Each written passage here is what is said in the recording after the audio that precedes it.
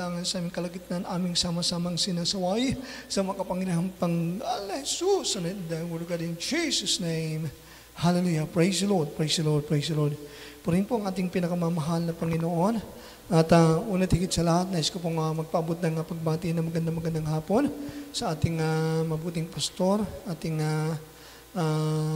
mabuting guro, ating tagapagligtas, ang ating dakilang Diyos sa pangalan ng ating pinakamamahal na Jesus. Sa inyo mga minamahal ginigilog ko mga kapatid, magandang hapon at sumaat niya ng masaganang abagbiya at pagpapala ng ating pinakamamahal na Panginoon. At muli, ay pagpapabot ng pagbati ng magandang hapon sa ating buhay na Diyos sa pangalan ng ating pinakamamahal na Panginoong Jesus, the Holy One, our Almighty God and the Everlasting Father, our Good Shepherd and Heavenly Prophet, the Alpha and Omega, the first and the last, the beginning and the end. Sa Kanya lamang ang kapurihan, kuwalatian, pagsambat, pagdakila sa langit at lupa, ngayon at magpakailan paman. Praise God. Tayo na po ay dumako sa ating pangunahing teksto. Dito po tayo sa Book of 1 Thessalonians. Sabi rito ng salita ng ating pinakamamahal na Panginoon, chapter 4 verse 2. Sabi dito, for ye know what commandments we give you by the Lord Jesus. For ye know what commandments we give you by the Lord Jesus. Sapagkat talastas ninyo kung anong mga tagubilin ang ibinigay namin sa inyo sa pamagitan ng Panginoong Jesus. Ang Diyos pong pala sa kanyang mga buhay ang banal na salita. Ano nga ba mga minamahal yung ibinigay sa atin ng tagubili ng mga alagad ng ating pinakamamahal na Panginoon?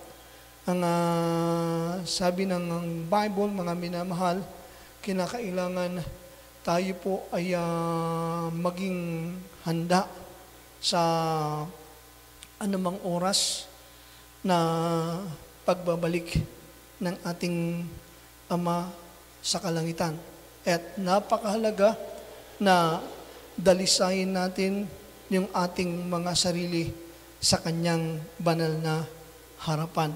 Sabi po ng Book of 1 Peter chapter 1 verse 15, but as he which hath called you is holy, so be ye holy in all manner of conversation. Because it is written, be ye holy, for I am holy. Ngunit, yamang banal lang sa inyo'y tumawag ay magpakabanal naman kayo sa lahat ng paraan ng pamumuhay, sapagkat nasusulat, kayo'y magpakabanal sapagkat ako'y banal. Ano bang ibig ibabatid ng ating Ama sa kalangitan, mga minamahal? Gusto ng ating dakilang Diyos na ating pong pangatawanan, yung ating pagiging anak ng Diyos, tagalangit, nagapagmana ng buhay na walang hanggan. Ang ibig sabihin, mga minamahal, tayo po ay hindi na kinakailangan na makisalamuha o makiayon sa sistema at pamamaraan ng pamumuhay na makasanlibutan, makalupa at makalaman. Ano ang paraan, sistema ng pamumuhay na dapat at kinakailangan nating pagtuunan, mga minamahal, para mabuo sa ating mga kanya-kanyang katauhan yung kabanalan.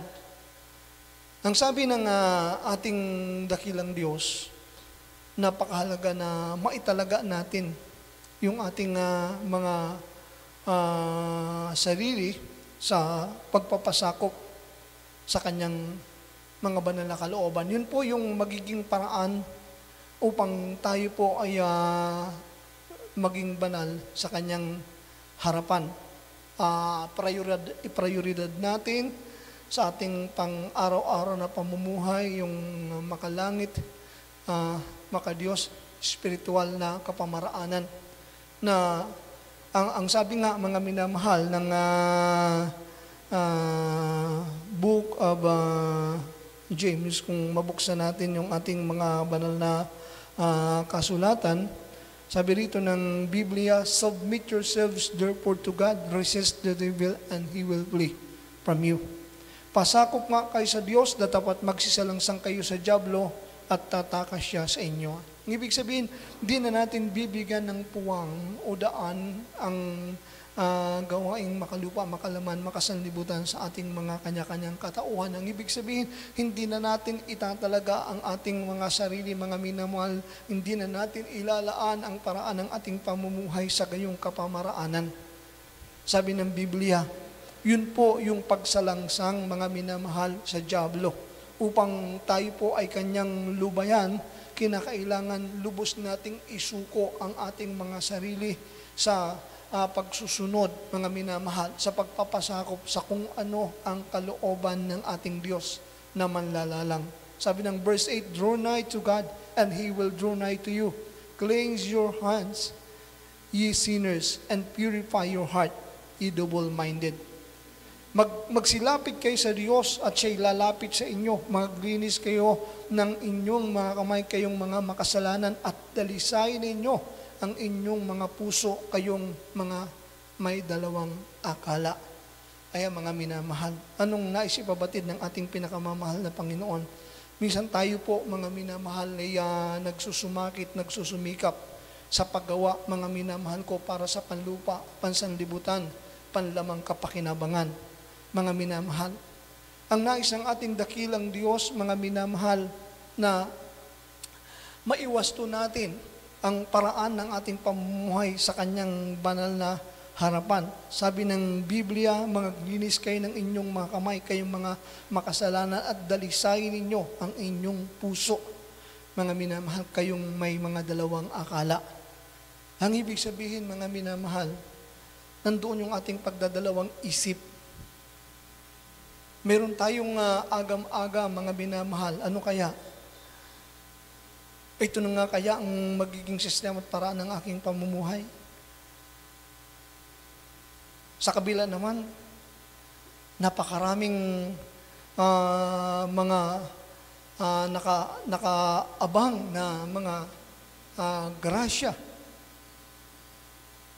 sa kabilang paggawa na ito po, mga minamahal, ay yung panlupa, panlaman. So itong mga bagay na ito, naisipabatid sa atin ng ating Diyos na manlalalang. Kinakailangan magkaroon tayo, mga minamahal, ng makadiyos na pag-iisip, mga minamahal.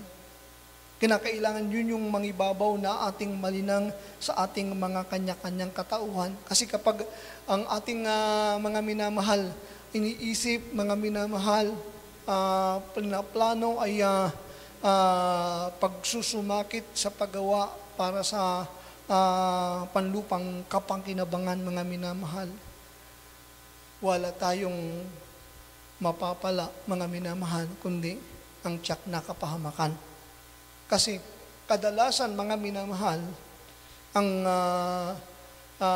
pakinabang sa pagsusumakit sa gawang pansanlibutan, mga minamahal, ito'y silo, mga kapatid, silo ng kaaway upang agawin ang ating isip, ang ating puso, ang ating lakas, mga minamahal, at kasunod doon yung ating kaluluwa sa ating Diyos na manlalalang.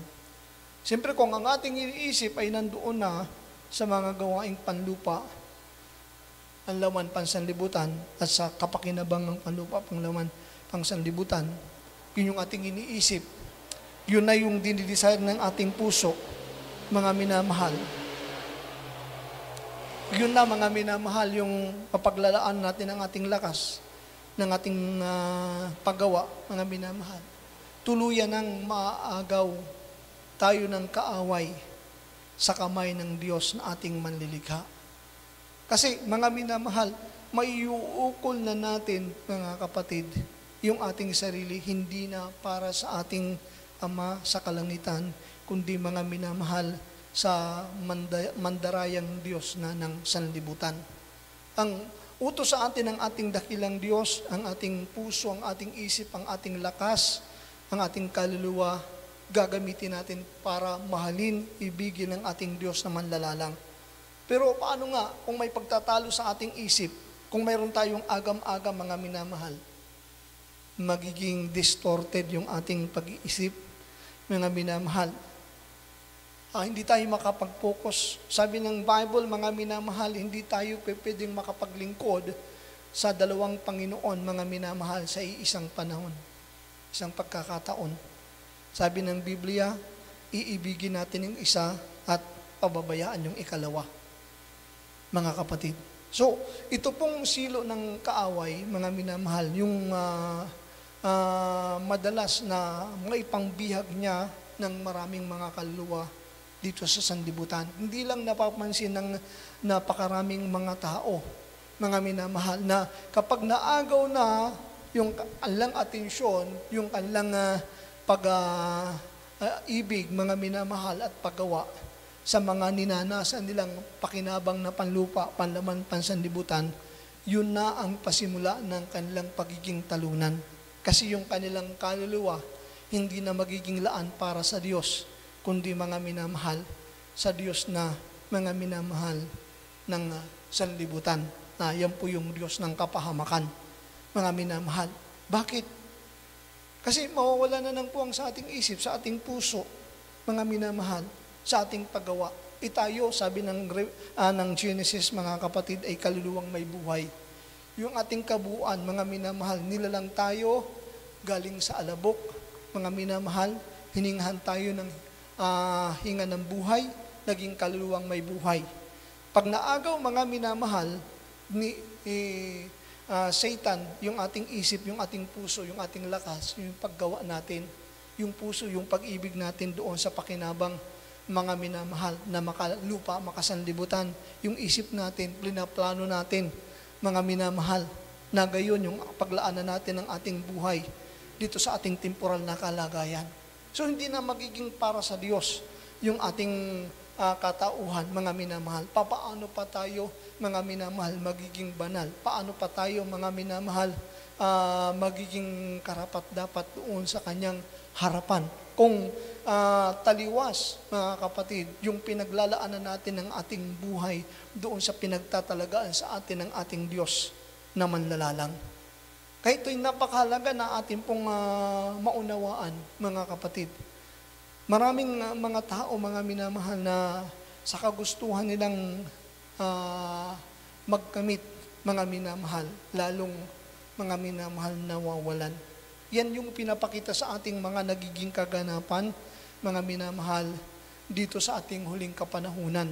Kung paano yung mga pinangarap na matagal ng maraming mga tao sa iba't ibang sulok panig ng mundo, pinatibay nila, mga minamahal, pinaganda nila, inayos nila, mga minamahal, yung kanilang makalupa, makalaman, makasanlibutang sistema at paraan ng pamumuhay, pero pinakita sa kanilang ating Diyos na buhay. Maling kapasyahan, mga minamahal. Kaya, ang nangyayari, mga minamahal, nakikita natin, napapanood, mga minamahal, sa iba't ibang sulok dako ng mundo, na lahat ng mga pinaganda, inayos, pinagsumikapang makamtan ng napakaraming mga tao, na uuwi lang, mga minamahal, sa pagiging debris o basura, kalat dito sa sanlibutan. Mga minamahal, walang nakita, walang kinita, walang napakinabangan, mga minamahal. Kasi kapag sabi ng Bible, nagsikap tayong iligtas yung ating buhay sa gayong paraan, mga minamahal, tayo po ay mawawalan. Mawawalan na tayo, mga minamahal, ng pagpapala, mawawalan pa tayo ng kaligtasan. Pero, kapag atin pong inunawa ang nais ipabatid ng ating Diyos na manlalalang, ginamit natin ng wasto ang ating temporal na buhay para lubos na ibigay, mga minamahal, upang ipangsalangsang sa gawa ng kaaway at ipaggawa ng kanyang kalooban. Sabi ng Biblia, yung mawalan ng kanyang buhay, yun daw yung magkakaroon. Yan po, mga minamahal, yung sinasabi ng Biblia. Kaya, makita naman natin, mga minamahal, yung mga tao nung unang panahon, sinikap nila, mga iligtas yung kalang buhay sa hirap. Yung mga panahon, mga minamahal, ni Noe, ayaw nila, mga minamahal, na ibigay yung kanilang buhay sa pagsunod sa kalooban ng Diyos. Dahil parang wala silang pakinabang, wala silang mapapala. Kaya ang kinarir nila, mga minamahal, yung kayamanan na pansanlibutan, panlupa, panlaman. Dahil sa gusto talaga nilang makamit yung kanilang makalupang katagumpayan, kahit na ano pang pag-aaya sa kanila, pag-aakay sa kanila, mga minamahal, na kilalin ang Diyos, pagsisihan ng kasalanan, sumampalataya sa Ebanghelyo para magkaroon ng kaligtasan, ay talagang hindi na po sila magpaawat. Mga minamahal, hindi na po sila magpasupil, hindi na po sila magpapigil, mga kapatid. Isip kasi nila, doon sila makikinabang Isip kasi nila, doon sila magkakaroon. Mga minamahal, inisip nila, doon gaganda yung kanilang buhay. Pero anong pinapakita sa atin ng Biblia? Yung kanilang makasanlibutan, makalupat, makalamang pangarap, mga minamahal, yung naging sanhi para tuluyang mawasak, mga minamahal, yung kanilang buhay. Bakit, mga minamahal? Kasi nabuhay sila sa pagsalangsang, nabuhay sila sa kasuwailan, nabuhay sila sa katampalasanan. Mga kapatid, tuwan-tuwa sila sa kanilang mga pagsalangsang, tuwan-tuwa sila sa kanilang kasuwailan, habang ang ating dakilang Diyos, mga minamahal, napipighati, nalulumbay, mga minamahal, yung kanyang puso, dahil hindi niya sila sinampalatayanan. Ang ibig sabihin, hindi pinagtiwalaan ng mga tao na kanyang nilalang yung Diyos na kanilang manlalalang, mga minamahal. Kaya anong nangyari, mga kapatid? Ginunaw, mga minamahal, yung kanilang kinahuhumalingan, yung kanilang inisip, yung kanilang minahal, yung kanilang ginawa, mga minamahal, winasak, nilipol, kasama sila na kaluluwang may buhay, nilipol ng ating Diyos na manlalalang, mga minamahal. So, anong nangyari, mga minamahal? Hindi sila nagkaroon, mga minamahal, lahat ay nawala sa kanila, mga kapatid. So, hindi tayo mapapabuti kapag naging ganun yung laman ng ating pag-iisip. Kaya sinasabi sa atin ng salita ng ating pinakamamahal na Panginoon doon sa talata na ating nabasa sa book of James chapter 4 verse 8, mga minamahal, magsilapit kayo sa Diyos, siya'y lalapit sa inyo. Ang ibig sabihin, yung paraan ng ating pamumuhay araw-araw, yung palapit sa Diyos. Mga minamahal, paano ba yun? Paigtingin natin yung ating pag-ibig, yung ating pagmamahal. Yun yung isa-isip natin, yun yung sa puso natin. Paano palugdan ang ating pinakamamahal na Panginoon? Paano maging kalugod-lugod sa ating pinakamamahal na Panginoon? Mga minamahal, gamitin natin yung ating lakas. Kasi sabi ng Biblia, ibigin natin ang Diyos ng buong puso, buong isip, buong lakas para sa ikaliligtas ng ating kaluluwa. Doon natin ilaan, mga minamahal. Huwag natin isipin na wala tayong mapapakinabangan. Tingnan nyo, mga minamahal. Si Noe, ano ba yung kanyang ginawa? Mga minamahal, hindi siya gumawa para sa kanyang sarili. Si Noe, mga minamahal, yung kanyang pamilya, yung kanilang ginawa ay para sa Diyos, wala para sa kanilang sarili. Tinalaga nila yung kanilang sarili para sumunod sa kung ano yung pinapagawa ng ating dakilang Diyos. Sabi ng Panginoon, Noe, gumawa ka ng arka sa tuktok ng bundok. Mga minamahal, siguro, kung tayo yun, magrereklamo tayo. Panginoon naman, bakit sa bundok? Yung arka pang tubig yan Bakit sa bundok? Mga minamahal. Sabi kasi ng Bible, my thoughts are not your thoughts, neither my ways are your ways. Sabi ng Bible, my ways are not your ways, my thoughts are not your thoughts. Mga minamahal, hindi raw abot ng ating mga pag-iisip yung mga bagay na iniisip para sa atin ng ating pinakamamahal na Panginoon, lalo na yung mga inilaan sa atin doon sa kanyang kaharian, yung kaluwalhatian nag-aantay sa atin para pag naipagtagumpay natin yung ating mga sarili ngayon, mga minamahal, sa buhay sa pananampalataya ayon sa kalooban ng ating Diyos na manlalalang. Mga min, di ba? Hindi siya gumawa ng para sa kanilang sarili, samantalang yung mga tao sa kabayanan, abala sila paano pagandahin, paano ayusin, paano patibayin yung buhay nila, isip nila doon yung kinabukasan nila. There is no way, mga pagising, mga minamahal, sumunod ng sumunod, mga minamahal. Wala siyang ginawa kundi sumunod. Wala siyang ginawa para sa kanyang sarili. Habang ginagawa niya yung pagsunod, mga minamahal, sinusupply naman ng Panginoon mga yung kanilang pangailangan. Hindi ayon sa gusto nila, kundi ayon sa gusto ng ating Diyos na manlalalang, mga minamahal. Kasi ang pagsasanay sa atin ng ating pinakamamahal na Panginoon, mga minamahal, sumunod tayo sa kanyang kalooban. Ibig sabihin, yung kanyang paghahari, yun yung dapat na masumpungan natin sa ating mga kanya-kanyang katauhan, mga minamahal. O pwede tayong sa isang idlap payamanin ang ating pinakamamahal paunlarin pasaganain. Ang tanong, ikakabuti ba natin yon? Pag nangyari yon, maghahari pa ba ang kalooban ng ating pinakamamahal na Panginoon? Baka hindi na. Baka goodbye na Panginoon. So, saan natin dadalhin ang ating sarili? Sa dagat-dagat ng apoy, sa impyerno, mga minamahal. Bakit? Hindi natin napag-uunawa kung paano, mga minamahal, gamitin ng wasto, mga yung pagpapala, mga minamahal. Yan po yung totoo, yan po yung realidad. Ang unang pagpapalang binigay sa atin ng ating dakilang Diyos, mga minamahal? Yung hinga ng buhay. Tayo naging kaluluwang may buhay. Nagkaroon tayo ng isip, nagkaroon tayo ng puso, nagkaroon tayo ng lakas. Ito yung unang pagpapala, mga minamahal. Anong ginawa natin sa ating mga sarili? Unang binigay na pagpapala ating Panginoon, niligaw natin ang ating mga sarili. Mga minamahal, niligaw natin yung ating mga sarili. Sabi ng Biblia, patutuon ng Biblia, even from the days of your father, you have gone away from my ordinance.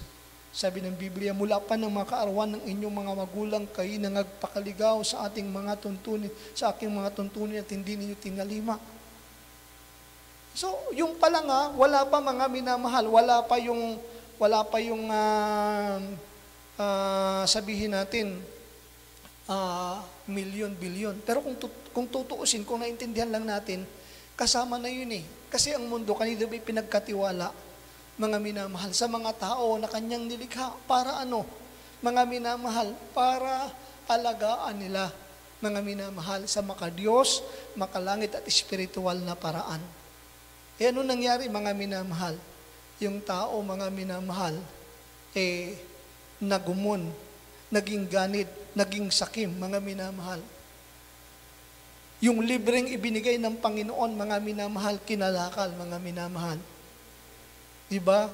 Nagbigay ang ating Panginoon ng hangin, libre, mga minamahal. Nagbigay ang ating pinakamamahal na pinantubig, libre, mga minamahal. Pero masdan nyo sa ating uling panahon, mga punta ka ng ospital, yung hangin ang mahal. May bayad, mahal. Mga minamahal, pumunta ka, mga minamahal, sa mga kabayanan, ang tubig, mga kapatid, binibili. Bakit, mga minamahal? Kasi, mga minamahal, kontaminado ng serpent seed ang kaisipan ng mga tao. Naging makalupa sila, naging makalaman, naging makasanlibutan. Nawala na ang kasagraduhan, nawala na ang kadalisayan, mga minamahal, ng sanlibutan. Kasi nawala na tayo sa kalooban ng ating Diyos na manlalalang. Naligaw na tayo ng landas, naging makalupa, makalaman, makasanlibutan. Bakit natin mga binenta, mga minamahal, yung hangin? Bakit binenta yung tubig? Iniisip natin na yayaman tayo, magkakaroon tayo. Hindi natin naintindihan na nilalapastangan natin ang kalooban ng ating pinakamamahal na Panginoon. Mga minamahal. Ano ba yung kalooban ng Panginoon? Sabi ng Biblia, tinanggap ninyong walang bayad, ibigay ninyong walang bayad. Mga minamahal. Hindi na ngayon, naging kalakal na eh. Mga minamahal. Lahat binigay ng ating mahal pinalibre. Pero ngayon, mga malala na kasi ang mundo. Mga kapatid, tingnan nyo ating bansa, ating bayan, mga minamahal. Bakit naghihikahos yung marami? Dahil sa sobrang pagiging ganid at sakim, mga minamahal ng iilan. Nasisira yung kalikasan, mga minamahal. Mayroong panlunas, mga minamahal, pero hindi ayon sa angkop, mga minamahal, yung pinagagamitan. Bakit? Kasi nadaya ng Diyos ng sanlibutan, mga minamahal. Paano mapapabuti yung ating bansa, yung sangkatauhan, kung ang mga tao, mga minamahal, ay nadaya, nabulagan ng Diyos ng sanlibutan? Mga minamahal, walang patutunguhan, mga minamahal, kundi yung pagkawasak. Pag nagsawa na si Satanas na laruin, paglaruan yung mga tao, mga minamahal, ano nang kanyang gagawin, mga minamahal? Bibigyan niya sila, mga minamahal, ng kaguluhan. Ang Diyos natin, mga minamahal, Diyos ng kapayapaan. Pero ayaw ipasumpong ni Taning yung kapayapaan dahil gusto niya masigurado ang kapahamakan ng maraming kaluluwa dito sa sanlibutan. Kaya tayo, mga minamahal, unawain natin yung naisipabatid ng ating Diyos na manlalalang. Magsilapit daw tayo sa Diyos at lalapit siya, mga minamahal, sa atin. Maglinis tayo ng ating kamay na mga makasalanan. Dalisayin ninyo ang inyong mga puso, kayong mga may dalawang akala. Yan. Laan natin yung ating isip sa ating Panginoon, yung ating puso, mga minamahal, sa pag-ibig na sundin ang kalooban ng ating Diyos na manlalalang, yung ating lakas, mga minamahal, para maging tagatupad, mga minang kanyang kalooban at mapapabuti, mga minamahal, hindi lang yung ating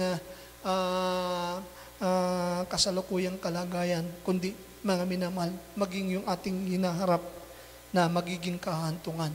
Kapag, mga ngayon, sinunod natin ang payo ng ating Ama sa kalangitan. Ito yung tagubilin mga minamahal. Yung tayo po, mga minamahal, ay magmahal sa Diyos ng buong puso, buong isip, buong lakas, buong kaluluwa.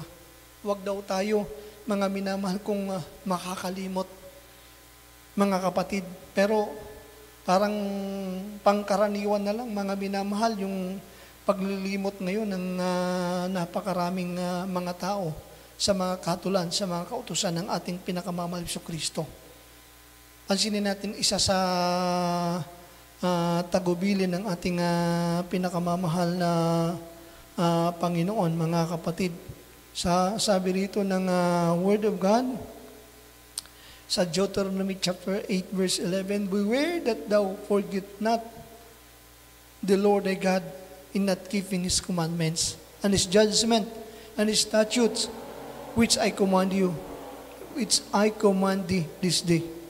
Mag-ingat ka na baka iyong malimutan ang Panginoon mong Diyos sa hindi mo pagtupad ng Kanyang mga utos at ng Kanyang mga kahatulan at ng Kanyang mga palatuntunan na aking iniutos sa iyo sa araw na ito. Para, mga minamahal, hindi natin makalimutan, mapag-ingatan natin yung kalooban ng ating Diyos na manlalalang. Ano ba yung pwede nating gawin, mga minamahal? Sundin natin ang mga payo ng mga banal na aral ng ating Ama sa kalangitan. Sabi ng Book of Romans chapter 12 verse 1 and 2, "I beseech you therefore, brethren, by the mercies of God, that ye present your bodies a living sacrifice, holy, acceptable unto God, which is your reasonable service. And be not conformed to this world, but be transformed by the renewing of your mind, that ye may prove what is that good and acceptable and perfect will of God." Ayan, mga minamahal. Sabi ng Biblia, kaya nga, mga kapatid, ipinamamani ko sa inyo, alang-alang sa mga kahabagan ng Diyos na inyong iharap ang inyong makatawan na isang haing buhay, banal, nakaaya-ay sa Diyos na siya ninyong katapatang pagsamba. Ito yung mga minamahal, pinakapangulo, pinakauna at magiging prioridad na paglalaanan natin ang ating mga sarili. Iharap natin ang ating mga katawan na isang haing buhay, banal, nakaaya-ay sa Diyos na siya ninyong katapatang pagsamba. Pag sinabi mga isang haing buhay, punong-puno po yan, mga minamahal, ng pagpapasakop, mga minamahal, na may kapakumbabaan, mga minamahal, Hindi yung mga minamahal, naalala ko nang ako'y naging worker minsan, mga minamahal, yung biruan na mga kasamahan. Pag sinabi nga, sa kapakumbabaan, mga minamahal, kung nakagawa, yung para sa kapurihan ng ating pinakamamahal na Panginoon, subalit nandoon yung pagtutukso, mga minamahal, sabi nga, humble with pride, nagpakumbaba pero may kasamang pagmamataas, mga minamahal. Parang, praise the Lord, glory to God. Nagawa kong makapag-ayun ng 40 days. Amen, praise the Lord. Pero yung ibang mga kasama namin, yung sinasabi mga minamahal, nagpakumbaba pero may kasamang pagmamataas, humble with pride. So pagka yung ating pagpapakumbaba ay may kahalong kapalaluan, mga minamahal, parang hindi po siya nagiging valid sa ating pinakamamahal na Panginoon. Sabi ng Biblia, mga minamahal, kinakailangan masundan natin yung example ng ating pinakamamahal na Panginoon about humbleness. Kapag humble with pride tayo, mga minamahal, walang mangyayari sa ating buhay. Yung ginawa natin, mga minamahal, niwalang kabuluhan din natin. Parang ganon, hindi man agad-agad, mga minamahal, sa huli, papakita sa atin ng ating pinakamamahal na Panginoon na yung ating pinagsumikapan ay hindi naging katanggap-tanggap sa ating pinakamamahal na Panginoon. Bakit, mga minamahal? Hindi siya naging lehitimo na ayon sa kabanalan. May halo siyang, mga minamahal, pagmamataas, kayabangan o kahambugan. Merong mga ganyan, mga sa una, mga napaka-fruitful, mga minamahal, yung kanilang ginagawa sa harap ng ating pinakamamahal na Panginoon. Pero sa final, mga minamahal, pagdating na sa harap ng ating pinakamamahal na Panginoon, rejection yung ibinigay ng ating pinakamamahal na Panginoon. Kasi mga minamahal, hindi na iharap yung katawan na isang haing buhay at banal na may kapakumbabaan. Mga minamahal, iniharap ay isang haing buhay, mga minamahal, na may kasamang kapalaluan. Ayan, mga minamahal. Sabi ng Biblia, kinakailan kung ano yung sabi ng salita ng Panginoon yung ating sundan, alang-alang sa mga kahabagan ng Diyos, na inyong iharap ang inyong mga katawan na isang haing buhay, banal na kaaya-aya sa Diyos na siya ninyong katapatang pagsamba. Yun daw yung ating parang pinakapagsamba. Inaalay natin yung ating sarili na may buong pagpapakumbaba sa kung ano yung kalooban ng ating dakilang Ama. Araw-araw, mga minamahal, sabi ng Bible, and be not conformed to this world, but be transformed by the renewing of your mind, that you may prove what is that good and acceptable and perfect will of God. Huwag kayong magsiayon sa sanglibutan ito, kundi mag-iba kayo sa pamagitan ng pagbabago ng inyong pag-iisip. Ayun, mga minamahal, katulad ng panahon, mga minamahal ni Noe, ang lakas, mga minamahal ng hatak ng sanlibutan, mga minamahal.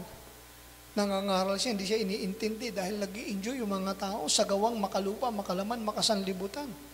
Lumalangoy sila sa kaunlaran, sa kaginawaan, sa kayamanan. Lumalangoy sila, mga minamahal, sa kasayahan, sa kagalakan, sa kaligayahan. Mga minamahal. Subalit, mga minamahal, yun ay kaunlaran, kayamanan, kasayahan sa pagkakasala. Sa pagsalangsang, sa kalooban ng ating Ama sa kalangitan. Kaya si Noe, mga minamahal, hindi siya nakikiayon, hindi siya napapatukso, mga minamahal. Pinipili niyang iminti na ng ikulong, mga minamahal, yung kanyang sarili sa kung ano yung kalooban ng ating dakilang Diyos, sa kung ano yung pinagtatalagaan sa kanya ng ating dakilang Diyos. Bakit, mga minamahal? Mayroon siyang taglay na banal na takot, mga minamahal. Hindi siya napahawa. Kung napahawa sana siya, mga minamahal, baka yung arka kasamang nalubog na. Pero dahil kinilala ng ating pinakamamahal na Panginoon yung kanyang paghahain ng kanyang sarili, mga minamahal, na banal kaaya sa Diyos, mga minamahal, na siyang kanyang naging katapatang pagsamba, nilingap siya. Nakita ng Diyos yung sakripisyo niya. Mahirap mga minamahal kasi kalaban mo yung sarili mo. Bakit kalaban mo yung sarili mo? Dahil ikaw ay laman. Siyempre marami kang pakiramdam na makalupa, makalaman, makasanlibutan. Pero hindi yun ang dapat mong pairalin. Kundi ang dapat mong pairalin kung ano yung kalooban ng ating Diyos na manlalalang. Ano yun mga minamahal? Yung paggawa, yung pag-iisip, yung pag-ibig mga minamahal, sa kung ano yung kanyang katuwiran, sa kung ano yung kanyang kabanalan, sa kung ano yung kanyang kaliwanagan, sa kung ano yung kanyang katotohanan. Doon mga naitatali, mga minamahal, ang buhay ng isang lingkod ng ating Diyos na manlalalang, sa katuwiran ng Diyos, sa kabanalan ng Diyos, sa kaliwanagan ng Diyos, sa katotohanan ng Diyos. Mga minamahal. So, yan yung ating pagtatalagaan ng ating sarili. Kapag ginagawa natin yan, mga minamahal, napapapurihan natin, nasasamba natin, na itataas natin, napaparangalan natin ang hindi natin napapansin ang ating manlalalang araw-araw sa ating buhay, mga minamahal, dito sa sanlibutan. Sabi ng Biblia, wag na raw tayong makiayon, mga minamahal. But be ye transformed by the renewing of your mind. Ibahin natin yung ating pag-iisip, mga kapatid. Magbago tayo ng mindset. Yung pangarapin natin, yung pangarap sa atin ng ating pinakamamahal na Panginoon, susunod na lang yan.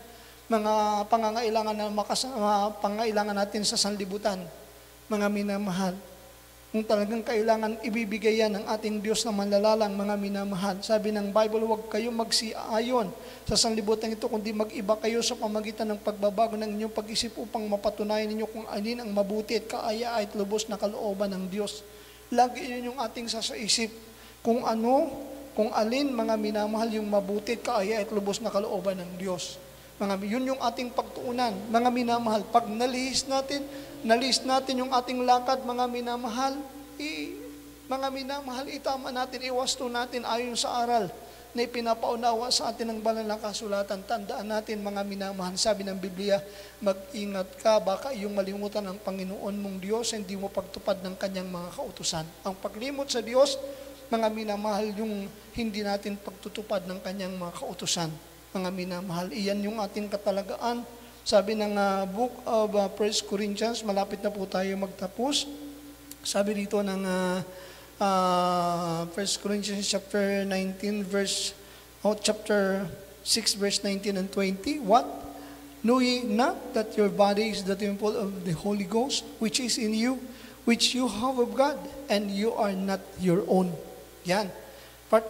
For ye are bought with a price, therefore glorify God in your body and in your spirit, which are God's. So kung isipin natin, kung talagang Kristiyano tayo, anak tayo ng Diyos, mga minamahal, ito yung bibigyan natin ng kahalagahan. Ito yung gagawin nating sentro ng ating pagsisikap sa ating temporal na kalagayan. Hindi ba ganinyo nalalaman ang inyong katawan ay templo ng Espiritu Santo na nasa inyo? Na tinanggap ninyo sa Diyos at hindi kayo sa inyong sarili. Hindi yung bulong ng ating sarili, hindi yung sigaw ng ating sariling makalaman, makalupa, yung ating susundan. Hindi yung bulong, yung sigaw na makasanlibutan. Kundi sabi ng Biblia, unawain natin na tayo, mga minamahal, ay templo na ng Diyos. Sabi ng Biblia, hindi na kayo sa inyong sarili, sapagkat kayo binili sa halaga, luwalhatiin nga ninyo ng inyong katawan ng Diyos. Paano maluwalhati sa ating katawan ng ating dakilang Diyos? Ihain daw natin ito sa pagpapasakop, sa pagsusunod na maging tagaganap ng kalooban ng ating pinakamamahal na Panginoong Hesus. Yun po yung paraan ng ating pagpapasakop, mga minamahal. Kapag ginawa natin yon, yung ating huling talata, naging manggaganap tayo, naging manggagawa tayo ng kalooban ng ating Ama sa kalangitan, yung ating sinundan, mga minamahal, yung nais papalakaran ng ating Diyos na manlalalang, ano yung ating makakamtan. Dahil isingit po muna natin ito, mga minamahal, para malinaw sa ating kung ano dapat ang hinahanap at iniisip natin sa ating temporal na kalagayan. Colossians chapter 3 verse 1 and 2. If we then be risen with Christ, seek those things which are above, where Christ seated on high, where Christ seated on the right hand of God. Sabi, set your affection on things above, not on things on the earth. Kung kayo nga'y muling binuhay na kalakip ni Kristo, ay hanapin ninyo ang mga bagay na nasa itaas, na kinaroroonan ni Kristo na nakaupo sa kanan ng Diyos. Ilagak ninyo ang inyong mga pag-iisip sa mga bagay na nasa itaas, huwag sa mga bagay na nasa ibabaw ng lupa. Secondary lang yun. Hindi yung ating prioridad, hindi yung sentro ng ating pagsisikap, ng ating pagpapahalaga. Susunod na lang, sabi ng Biblia, kapag inuna natin yung kanyang kaharian, at ipinumuhay natin yung kanyang katuwiran, mga minamahal, yung ating pangailang pawang idaragdag na lamang. Ang sabi ng Bible, mga minamahal, sa book of Matthew chapter 7 verse 20, mga minamahal, o 21, mga kapatid, sabi rito, not everyone that said unto me, Lord, Lord, shall enter into the kingdom of heaven, but he that doeth the will of my Father which is in heaven. Tandaan natin, yung papasok lang, mga minamahal, makakapasok lang, papahintulutan na makapasok doon, mga minamahal, sa kaharian ng ating Diyos na manlalalang yung gumaganap ng kanyang kalooban. Yan. Hindi ang bawat nagsasabi sa akin, Panginoon, Panginoon, ay papasok sa kaharian ng langit, kundi ang gumaganap ng kalooban ng aking Ama na nasa langit. Kaya, kalooban ng Diyos, mga minamahal, na tayo po, mga minamahal ko, ay magmahal ng buong puso, buong isip, buong lakas, buong kaluluwa sa Kanya, at mahalin din natin, mga minamahal, yung ating kapwa, mga minamahal. Kapag nagawa natin yon, mga minamahal, hindi liko ang Diyos para kalimutan yung ating gawa. Pero kung kabalintunahan, kabaliktaran yung ating ginagawa, mga hindi rin nakakalimutan ng ating dakilang Diyos yon. Kaya piliin natin, mga minamahal, kung ano yung kanyang kalooban. Yun yung ating pag-ukulan ng paggawa sa ating temporal na kalagayan upang tayo po ay malulating makapasok doon sa kanyang pangakong kaharian. Lahat ng kapulihan, quality and pagsambat pagdakila, tanging sa ating pinakamamahal Hesus Kristo po lamang. Hallelujah.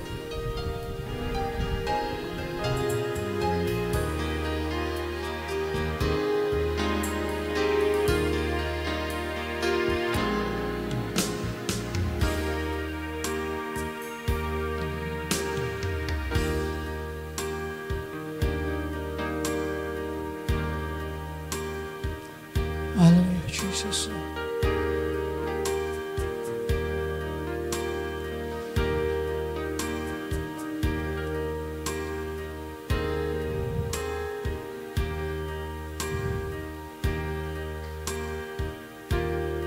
It is good to give thanks to the Lord, to sing praises to your name, O Most High, to declare your steadfast love in the morning, and thy faithfulness by night, to the music of the flute and the harp, and the melody of Jireh, thou, Lord, be glad by thy works, and the works of thy hands I sing for joy. How great are thy works, O Lord, that told our very day. How great are thy works, O Lord.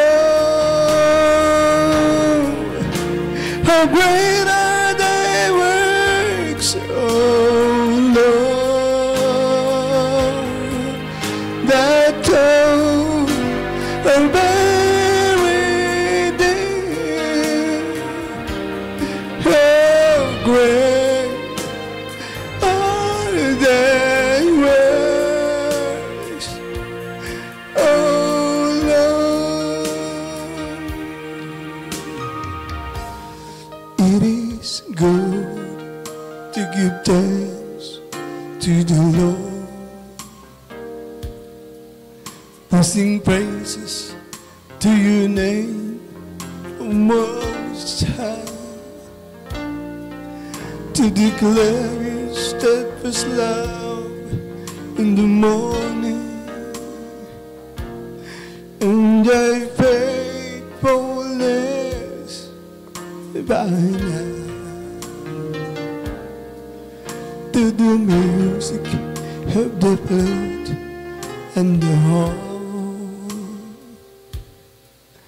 and the melody of Jireh,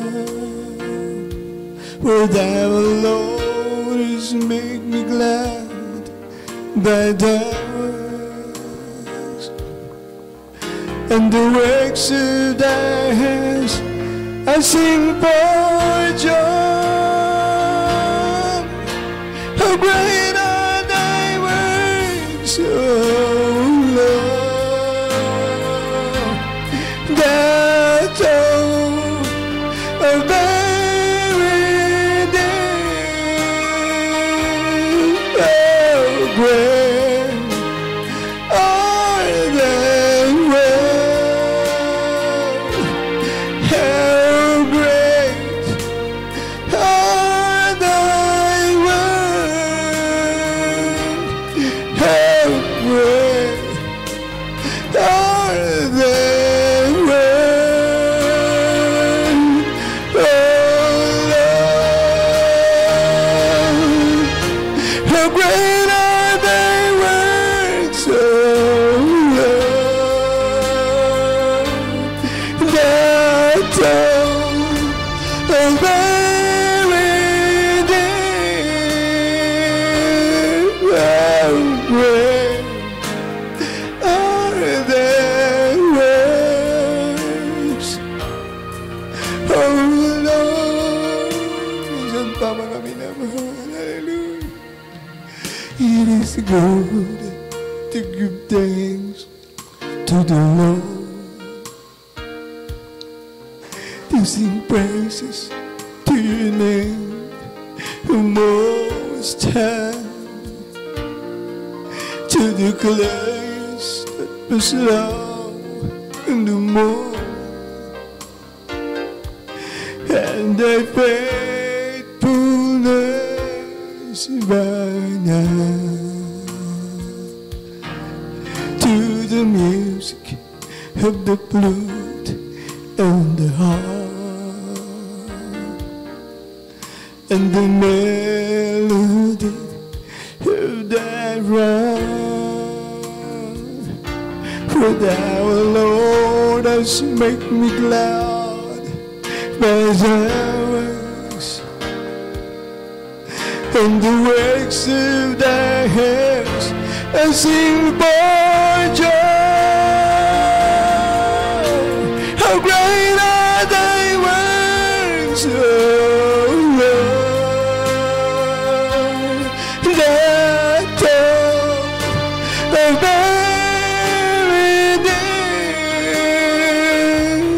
How great are thy works, how great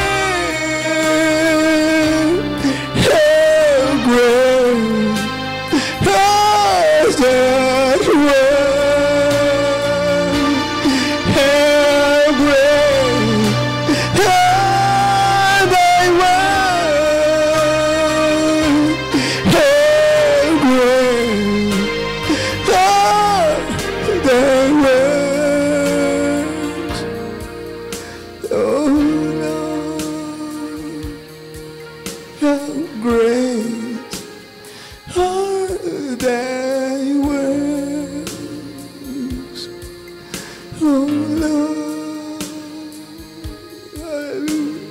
Hallelujah. We worship you. We thank you so much. We exalt you, Jesus. Hallelujah. Mga minamahal, minsan magkaisa tayong mamanik tumulog sa trono ng kanyang biyaya. Ano man ang ating makapagsubukan. Problema, kahirapan at kabigatan, may magagawa ang Diyos. Siya ang nangako, di niya tayo iwan